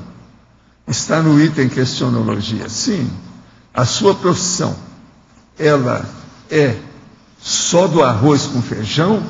Ou você já pensa na ectoplasmia? A pessoa pensar bem na vida, né? É uma boa. Você já pensa no estado vibracional na frente das outras coisas? Ou é só arroz com feijão? Enfatologia, penúltima linha. Poderia explicar o item a família evolutiva com predominância baratrosférica? Se explicar, você quer falar alguma coisa? Fala aí. Ela está numa família que o que predomina é a patologia, a doença, a loucura, a má intenção. Então, a baratrosfera nesse sentido. São representantes da baratrosfera. Meu filho chama Bernardo Meireles de Souza Vieira e tem 18 anos. É muito concentrado nos estudos e gosta muito de ler. Passou agora para engenharia no Cefet, Belo Horizonte, Minas Gerais. Atualmente ele gosta de ler livros sobre a Alemanha. Ele comprou um livro enorme sobre a Segunda Guerra. Como ele gosta de jogar tênis, apareceu um amigo alemão na vida dele aqui em Belo Horizonte. O amigo, chamado Peter, é tão amigo que ofereceu para ele fazer estágio na Alemanha. Às vezes ele canta o hino alemão. Dentro disso tudo, eu não posso assistir filme alemão que tem frio no abdômen. Ele foi comigo no IPC e está estudando. Ele pode ter passado alguma vida ou até a última existência na Alemanha, até junto comigo. Olha, feliz ou infelizmente, eu sou obrigado a dizer para a senhora que é lógico, com todas as características, tudo que eu tenho visto na minha vida quando é assim, é porque o cara veio diretamente do nazismo. Desde que conheci um rapaz, sinto a presença de uma consciência que tudo indica tem muita afinidade com ele. Desde então, sinto muito bem com a sua presença e, telepaticamente, essa consciência me passa informações deste rapaz e sinto que essa consciência quer ajudar essa pessoa, não sei como proceder como tal fato. Que o senhor pode me orientar? Olha, o problema todo é anotar tudo que você tem, exteriorizar a energia e ver o que você faz. Agora, veja, se tiver essa consciência, você precisa saber que você não está falando. Se tem afinidade com você, é guia cego ou é amparador? É preciso a gente definir isso aí. Se ele for guia cego, é preciso ser orientado para ele seguir o destino dele. Se ele for amparador, é preciso de você entender o que é aquilo que está fazendo. Isso aí tem algum trabalho. Amparador não aparece só para mostrar e dar um sorriso, não. Tudo é porque tem razão de ser, para fazer alguma coisa. Nasci em 14 de julho de 1959. Há a probabilidade de ter participado da Revolução Francesa? Tem a ver com aqueles 200 anos que você fala que trabalhou na baratosfera? Se existe essa possibilidade, o que tem que fazer para melhorar minha ficha evolutiva? Olha, agora aí é interessante eu falar uma coisa para você aí, ó, Cida, é a Cida que está falando. O meu pai nasceu no dia 14 de julho. Só que tem que ele nasceu em 1890. Agora, ele morreu depois da Segunda Guerra Mundial. Tá certo? E ele, presta atenção, não tinha uma perna. Agora, ele era super interessado em política internacional. Para isso que eu ia falar. O nome dele era Armante. Vieira. O pai dele era uma pessoa muito honesta e muito séria. O pai. Morreu com 80 anos. Era um fazendeiro. Agora, ele está atualmente em Brasília. Tem gente aqui que conhece, sabe quem ele é. Tá certo? Agora, eu nunca cogitei muito o que é que meu pai tinha que ver com isso. Mas, possivelmente, pode ser gente sua dessa condição e Revolução Francesa. Vocês têm que lembrar que na Revolução Francesa eu estava out. Eu estava ajudando os negócios. Você está entendendo? Para ver o que eu ia fazer. De modo que meu pai, olha só a minha afinidade com ele. Como é que eu vi a personalidade consecutiva do meu pai, essa coisa toda. Tinha muita afinidade com ele comigo. Está entendendo? Tem esse negócio todo. Agora, você com esse negócio aí de se interessar pela língua, né? Ela, tire bem. Falo e escrevo inglês e falo espanhol. Também sou chefe de cozinha e tenho vivência na Europa e Estados Unidos. Moro atualmente em Dallas, Texas. Mas quero mudar minha vida e penso em me mudar para Foz. E me aprofundar nos estudos da consciência. Vai ser uma beleza. Se deixar Dallas, sair desse belicismo que está aí, que é um dos piores estados dos Estados Unidos, é o Texas. E outra coisa, ela está na capital. Quer dizer, ele vai sair, é um ele, né? Ele vai sair do espeto e não vai cair na brasa. Vai ser uma brasa, vai de serviço aqui. De que modo o senhor vê o mercado de oportunidade de trabalho em Foz relacionado aos atributos que eu tenho? Se o senhor não souber, alguém aí saberia, poderia me dar uma ideia? Olha, você tem que pegar o seu currículo e mandar passar por aqui para ver o que acontece. Qualquer coisa você conversa com a turma aqui que eles te dão. É isso aí. Mas o ideal seria você dar um pulo aqui e ver, né? Sondar como é que é. E traz seu currículo. Um pequeno empresário que destina parte significativa de seu faturamento para entidades que realizam atalhos e Atacom, também está realizando atalhos e Atacom? Está. A participação indireta do empresário na assistência minimiza seu mérito evolutivo? Não. Depende aí o que é a quantidade, para quem que ele dá, a qualidade que ele escolhe, os benefícios que ele está prestando. Isso tudo tem que ver a qualificação. Né? Qual a sua opinião a respeito sobre a data de 21 de dezembro de 2012 do calendário maia? É de vomitar, de tanta besteira que falam sobre isso. Besteirada. Não vomite, deixa para lá. Tá certo?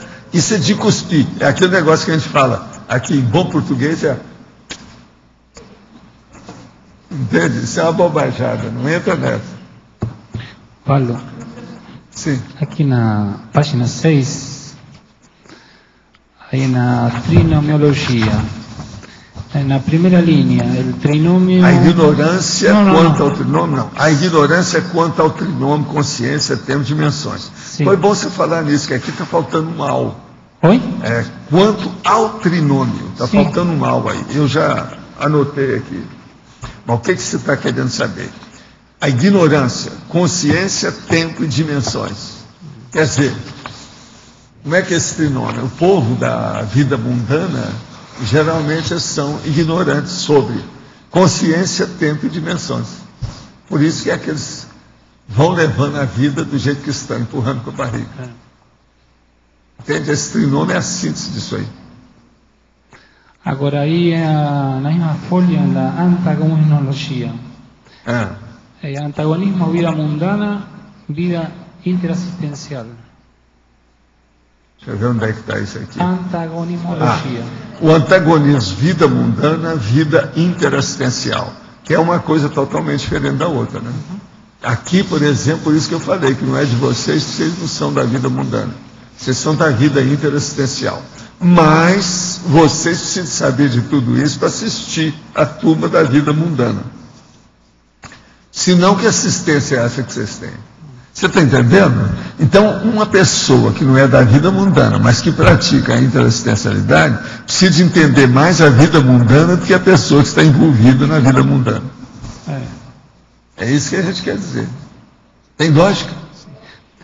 Agora, aí na página 5, Waldo, tem um erro aí, pode ser em extrangenerologia? Tem o quê? Extrangerimologia.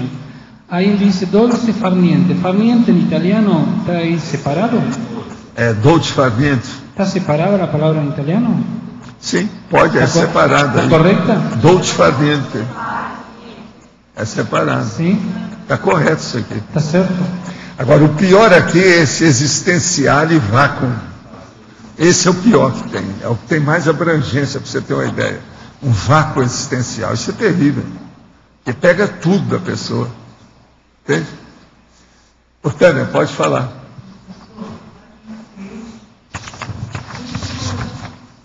A politicologia. Você sabe que eu pedi a Tânia para sair da enumerologia e trabalhar com a politicologia. Né? Mudei de amparador. Ela já trabalhou de muito. Ela mudou de amparador. Então aqui está a democracia pura. Isso. Qual é a relação da democracia pura com a democracia pura é que permite a pessoa ter uma vida mundana. Então eu preciso falar com ela. Aproveita a democracia direta para você ter uma vida interassistencial. Então, o caminho é esse. Não, a vida mundana vai ser interassistencial? Pois é. Ela tem a vida mundana, você tem que chegar para ela e falar assim, olha, devido à democracia direta, democracia pura, é que você tem essa liberdade de exercer uma vida mundana. Isso é a democracia. Então eu digo para você, aproveita isso, corta a vida mundana, e tenha, com toda a liberdade que nós temos, vai fazer a interassistencialidade. Tenha uma vida interassistencial.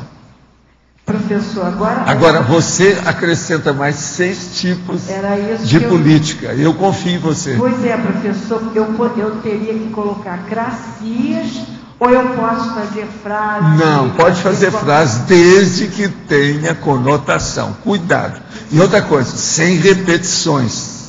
Como repetições? Senão, repetição já está escrito no verbete. Sem repetição. Não pode copiar o que está falando em outra sessão e colocar lá.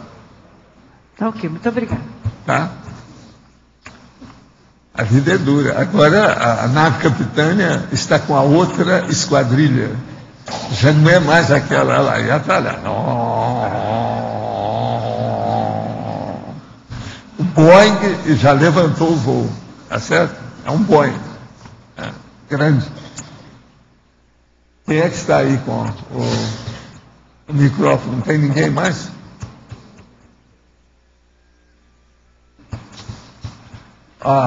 Já faltam 3 minutos para as 2, viu, Luimara?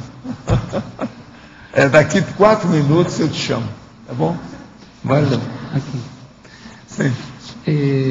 Você poderia ampliar, por favor, aí na página 6, o trinômio intencionalidade, perspectiva, prospectiva. Aqui, ó, esse aqui é muito importante, esse trinômio. A intencionalidade, qual a sua intenção. Agora, que perspectivas que é que você tem daquilo que você está fazendo na sua vida?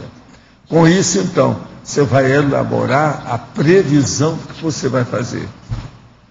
Então, a intenção, o cenário que você tem e a possibilidade que você vê de construir alguma coisa. Isso, então, acaba com o processo mundano. Vai colocar você interassistencial, produtivo e evolutivo. Está bem claro, não está? Intencionalidade, perspectiva e prospectiva.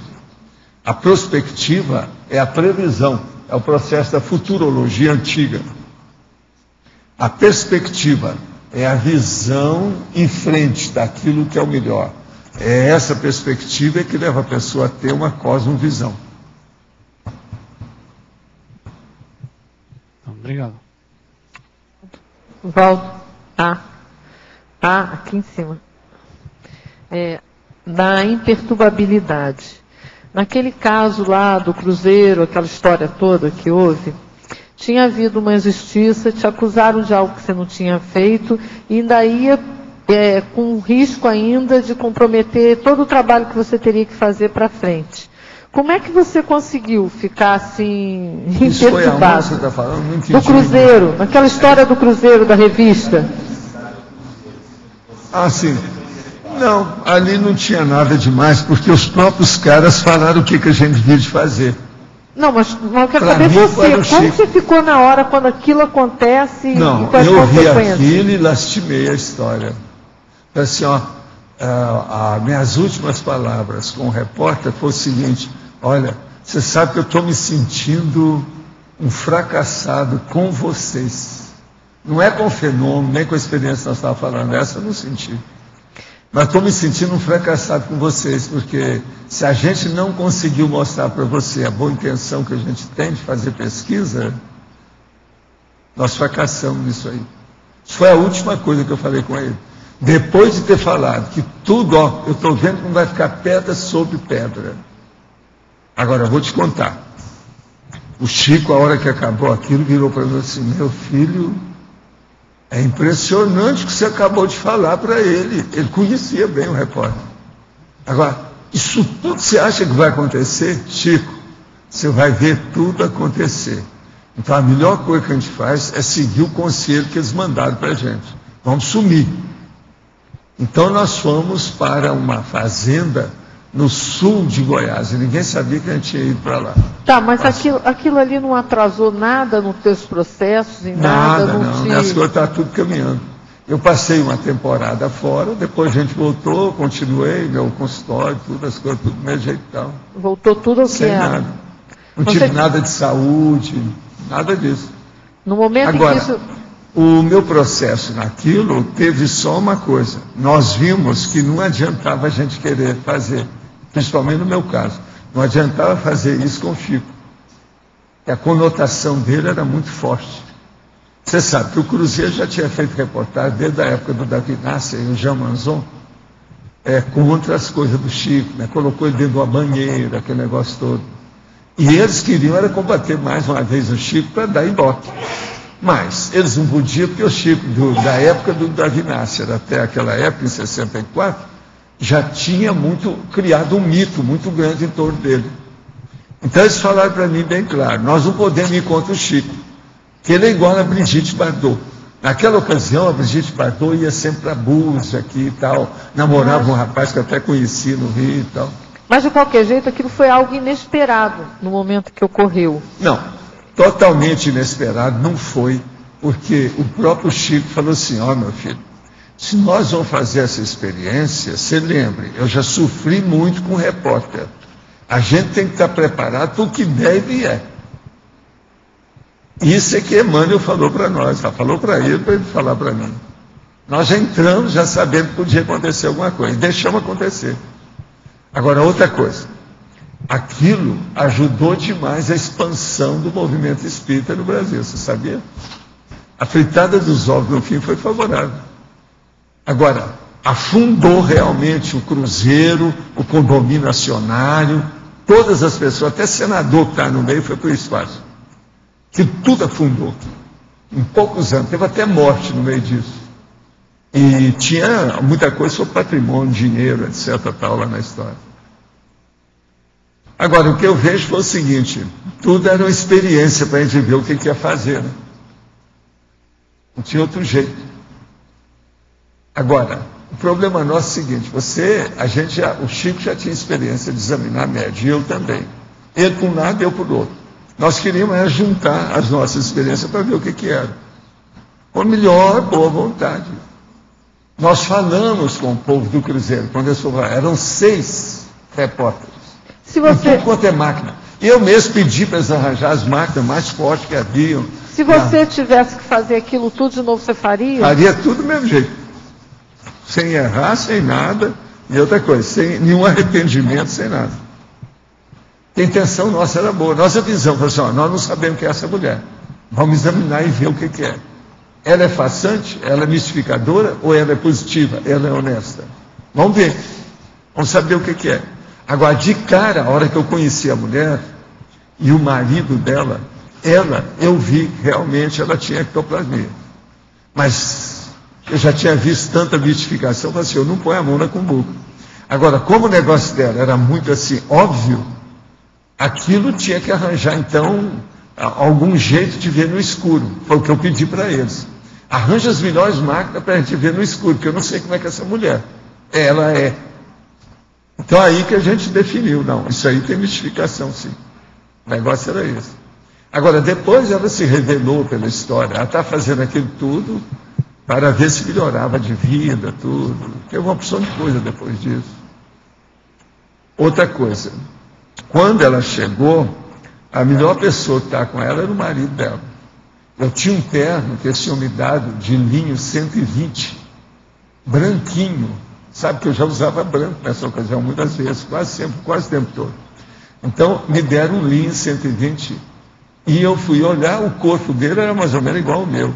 Eu peguei e dei o terno para ele, porque eu falei assim, ó, eu não vou ter muita chance, trabalhando com esse povão aqui, usar um terno 120 aqui, vai ser muito difícil.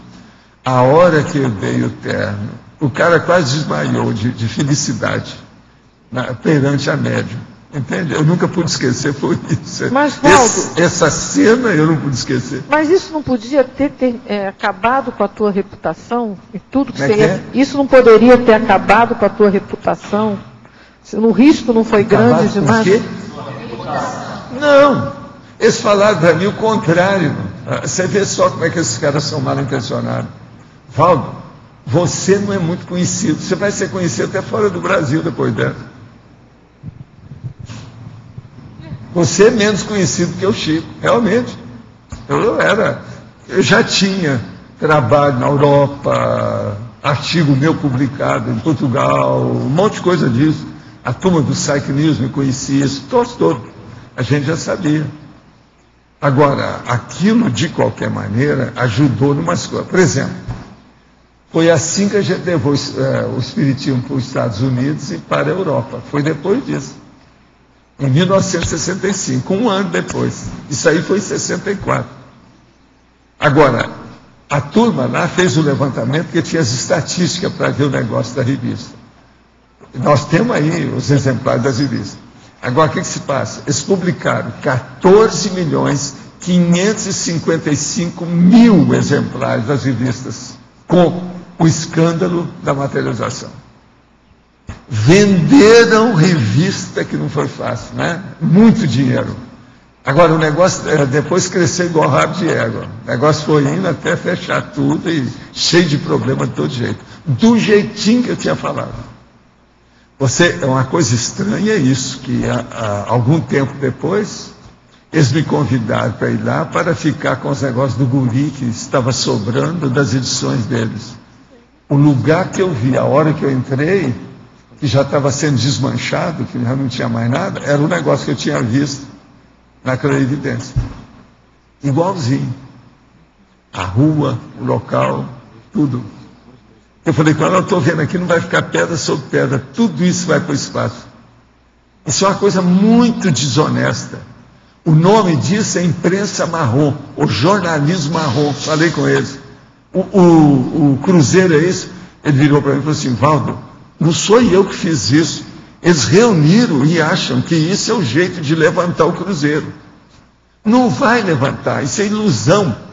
Alguns meses vocês vão sair bem, depois vai afundar tudo, e mais depressa. E outra coisa, vai pegar todos vocês. É lógico que eu vou falar para vocês que eu nunca mais encontrei com nenhum desses repórteres na minha vida. Tem coisa que aconteceu negativa com vários deles. E eu ainda falei para eles, olha aqui, ó, eu não estou fazendo nenhuma maldição, não. Eu estou tendo uma clarividência aqui na minha frente, isso com o telefone na mão, no ouvido. Eu estou vendo aqui o que vai acontecer, estou te falando aquilo que eu penso. E eu confio nisso. Eu tenho experiência dessas coisas. O cara me conhecia, ele era de Minas, amigo do Chico. Esse repórter é um dos 6 repórteres. Agora, quase acabaram com tudo comigo, mas teve um monte de gente também a meu favor. Só de médico tinha 17, sabe, me defendendo. Escreveram livro, fizeram um monte de coisa.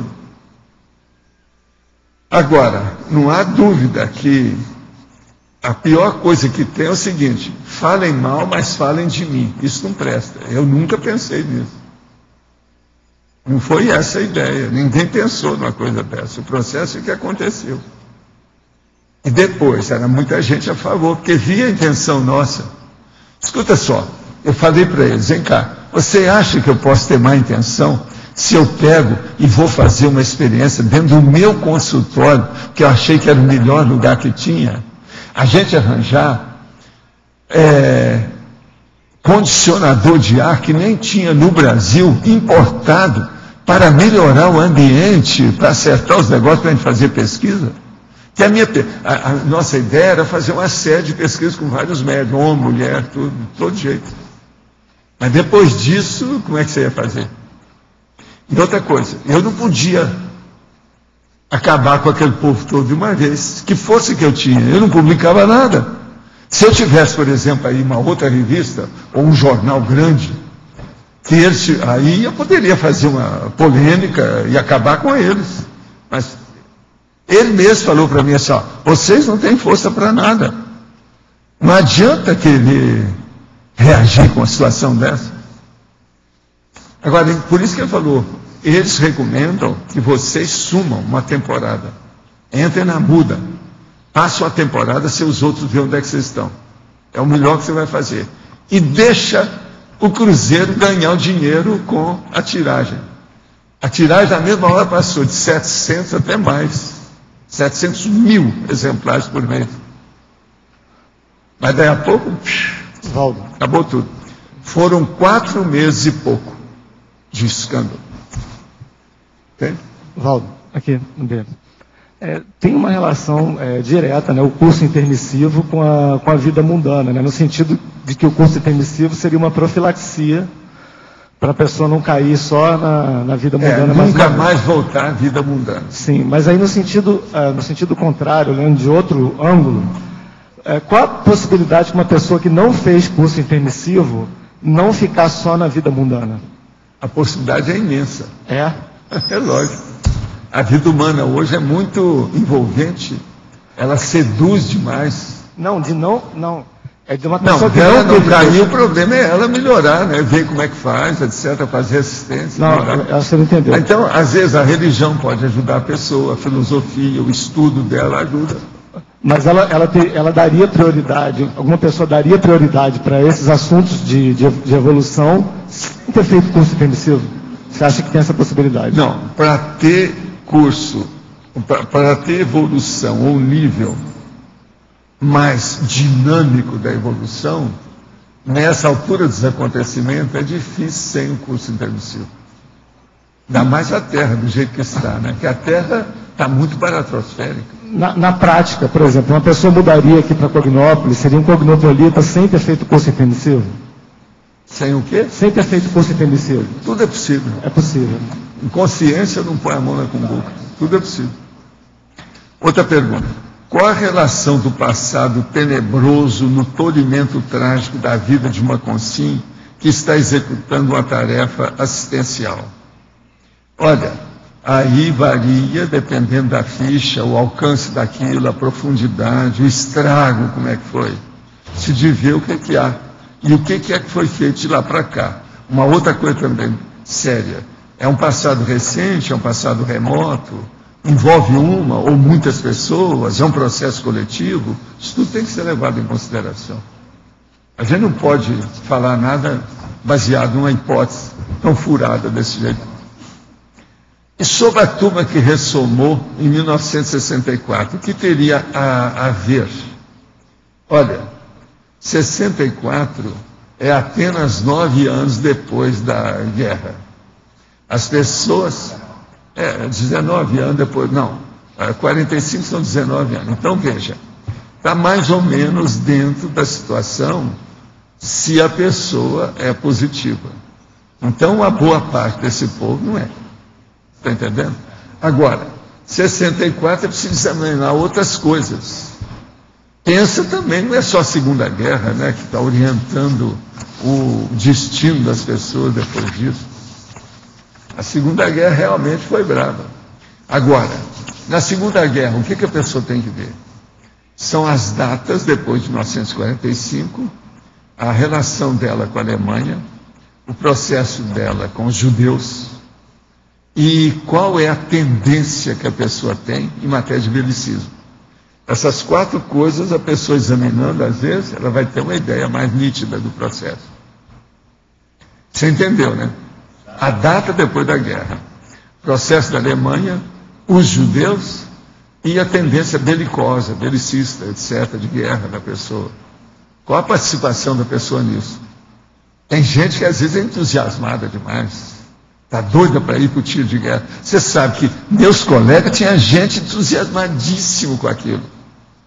Você sabe que na ocasião, como eu já tinha experiência e tinha, vamos dizer, amplo trânsito com a turma que dirigiu o tiro de guerra, teve um dos meus colegas que chegou para mim com o maior cara de pau e falou assim: Valdo, não tem jeito de você falar com o capitão lá para me colocar no seu lugar para eu dirigir a companhia? Você vê o entusiasmo dele. Eu falei assim: olha, é uma pena, né? Você é melhor do que eu nessas coisas, viu? Se fosse comigo, você seria marechal. E eu o leve cabo de guerra, mais nada. Mas agora, não é estranho o entusiasmo de uma pessoa pedir uma coisa dessa para mim? Agora, você tem que lembrar o seguinte: todos aqueles rapazes tinham a mesma idade da gente, nós todos a mesma idade. Entendeu? Agora, eu vi aquilo e falei com ela: eu sinto muito, mas eu não tenho essa força perante o capitão, o sargento. Eu sou muito amigo do sargento tal, que ele era muito meu amigo mesmo. Mas os outros eu não sou. E um dos capitães lá, que era um cara de 2 metros de altura, ele era tipo alemão, mas ele era mais italiano, mais grandão. E esse era uma fera. Era belicoso até no olhar, assim. Se desse uma piscada, já era um tiro que ele estava dando com o olho. O que você queria falar? Você ia comentar que essa questão da pessoa pedir, eu tive um conhecido lá no Rio, que na Guerra do Golfo, lá com o Bush pai, né?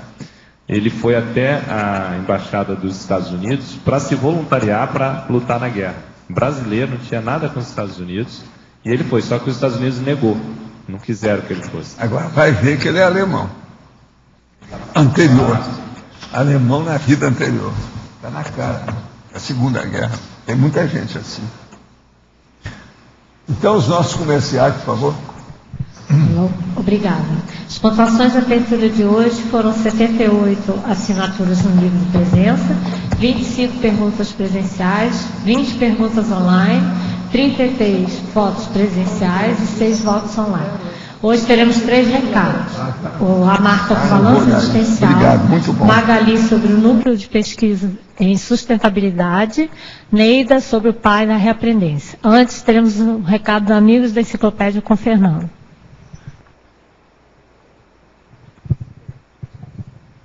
Boa tarde a todos. Em nome da equipe dos amigos da enciclopédia, vou comunicar ao pessoal que fez a adesão, a inscrição ao programa em dezembro. Aqueles que ainda não retiraram o DVD, que são aqui de Foz, podem nos procurar para entregar, que é o CD da Enciclopédia da Conscienciologia. E o pessoal que reside fora de Foz, que ainda não receberam, nós vamos mandar nos próximos dias via correio. Então aguardem que vocês vão receber em casa o CD da Enciclopédia da Conscienciologia. E também nós gostaríamos de informar aqueles que ainda não têm o login e a senha para acessar o site dos amigos da Enciclopédia, que é o www.enciclopediadaconscienciologia.org, que pode entrar no site, na primeira página, e acionar lá o suporte, que nós mandamos, então, o login e a senha para vocês acessarem ao sistema. Obrigado.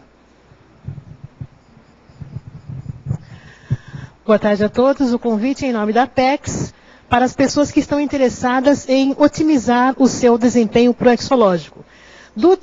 No período de 5 a 8 de março, nós vamos ter o curso Balanço Existencial, e esse curso é uma oportunidade para que a pessoa possa fazer um inventário sobre as realizações que ela concretizou até o momento.